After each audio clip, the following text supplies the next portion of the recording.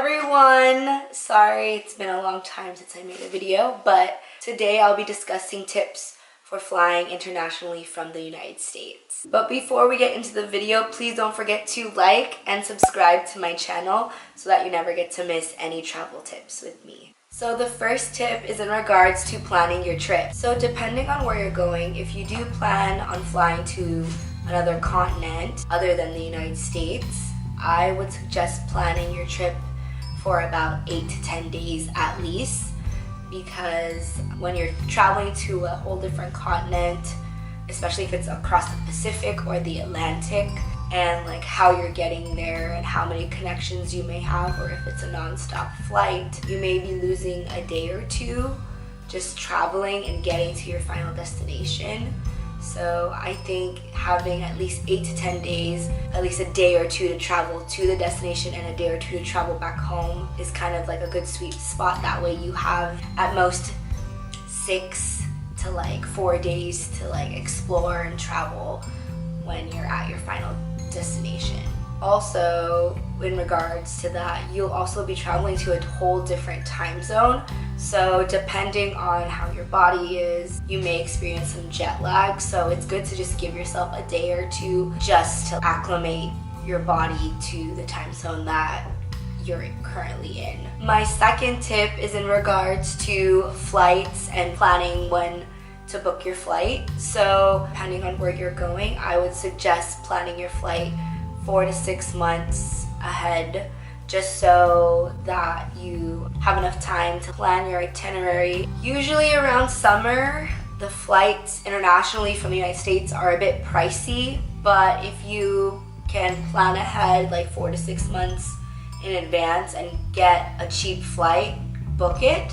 But let's say you only have like 2 months till you want to fly internationally, I would suggest like watching out for those deals and seeing if there's any available. If you go during the summer, it's usually pricey, but if you go during off season, like around the fall or spring, or maybe even winter, it might just be a little bit cheaper. My third tip is in regards to the itinerary and planning out what you want to do. So I highly suggest making a detailed itinerary on the sites you want to see and the days you want to go see those sites, just so that you kind of have an idea of what you are expecting to do once you're there. And also you can kind of like plan your day and know where to stay if you are like traveling like around different parts. I also have a couple other tips in regards to planning your itinerary. So tip 3A is in regards to trains. So if you are planning to go to Europe and you plan on visiting a bunch of other countries that are obviously all in the same area and you can easily access them by train, it's really nice to explore Europe through train because you can get to see like the countryside and all the other major cities. They're definitely cheaper than flights and flying like to different parts of Europe. So I would highly suggest thinking about using the train system when you're out in Europe. And then tip 3B is in regards to flights. So if you are planning to go to Asia and you want to also see a bunch of other Asian countries or Asian cities, kind of depending on where you are, I would highly suggest flying, just because in Asia flights are way cheaper. I wouldn't book them until you get to your international destination. So let's say I'm flying to the Philippines, and while I'm in the Philippines for like a good 2 weeks, I want to also make a trip to like Malaysia or China or Hong Kong. Once I get to the Philippines, I would book my flight and kind of like plan it then, just because like even though it is a little bit last minute, it's still substantially cheaper just because you're already in Asia. Your American dollar goes a long way in Asia.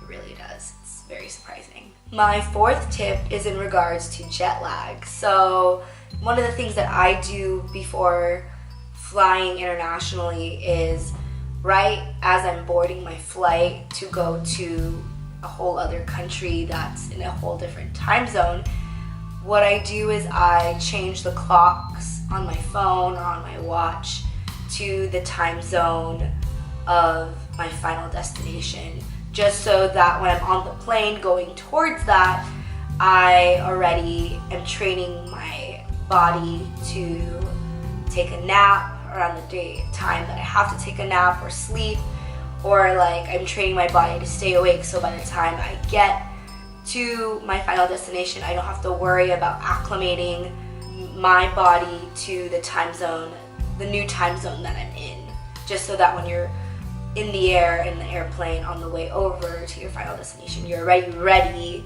to like start the day, and you don't need to take a day or two to acclimate your body to the time zone, because once you get to your final destination, you can start exploring and you won't feel as groggy or feel like you wasted any time. That also goes for when you also go home, so that when you go home, you don't have to worry about like taking a sick day or two just to acclimate your body to the time zone of being at home.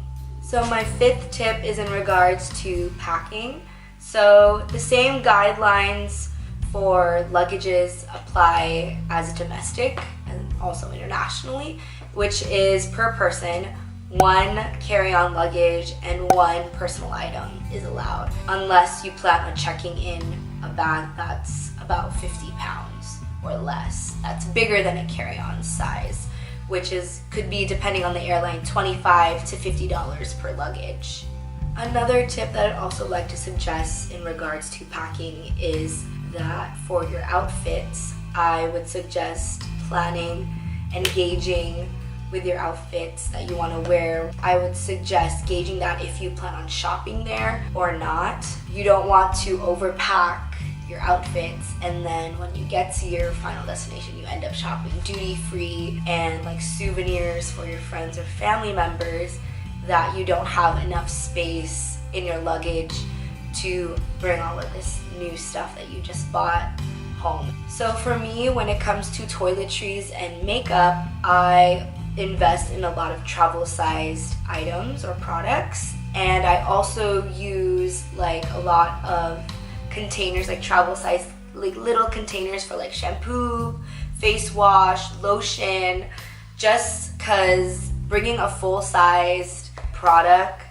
overseas does take up a lot of space in your luggage. And if you plan on shopping or buying a couple things and you want to maximize space in your luggage, I would highly suggest bringing travel-sized like toiletries or makeup, just because you maximize your space. Even if I'm checking in or not, like I always bring travel-sized items, so I would highly suggest that just because it maximizes a ton of space. Some of the places that I go to buy like my travel-sized containers for like my toiletries or makeup, I sometimes go to Daiso, which is a Japanese convenience store, and there's one down the street from my house, and I go there a lot just because it's cheap and get a set of 6 or 8 for $1. I will link them below in the description box.